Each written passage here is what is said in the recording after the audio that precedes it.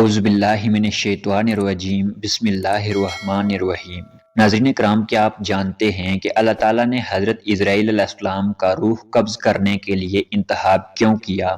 کہا جاتا ہے کہ جب اللہ تعالیٰ نے حضرت آدم علیہ السلام کی تخلیق کا ارادہ فرمایا تو جبرائیل امین کو حکم دیا کہ زمین سے ہر قسم کی مٹی لے کر آؤ، سفید، سرخ، میٹھی، کھاری وغیرہ۔ خیال رہے جتنے رنگوں کی مٹی، سیاہ، کوئی سفید، کوئی سرخ، کوئی نرم ہو، کوئی تند مزاج وغیرہ۔ الغرض یہ کہ حضرت جبرائیل امین زمین پر ہاک اٹھانے کے لیے تشریف لائے۔ جب ہاک اٹھانی چاہی تو زمین نے وجہ پوچھی تو آپ نے بتایا کہ اللہ تعالیٰ اپنا خلیفہ زمین میں بنانا چاہتا ہے، پھر اس کی اولاد کو زمین میں بسایا جائے گا۔ ان میں کوئی نیک ہوں گے وہ جنت میں جائیں گے اور کوئی گناہگار ہوں گے جو جہنم میں جائیں گے۔ آپ نے جب یہ تمام واقعہ بیان کیا تو زمین نے منت و سماجت کرتے ہوئے عرض کیا کہ آپ مجھ سے مٹی نہ لے کر جائیں، میں یہ نہیں چاہتی کہ میرا کچھ حصہ جہنم میں چلا جائے۔ حضرت جبرائیل علیہ السلام مٹی کی عاجزی و زاری سن کر واپس چلے گئے۔ مولا کائنات کے حضور زمین کی فریاد اور عجز و زاری کو پیش کر دیا۔ اللہ تعالیٰ نے پھر حضرت میکائیل علیہ السلام کو بھیجا،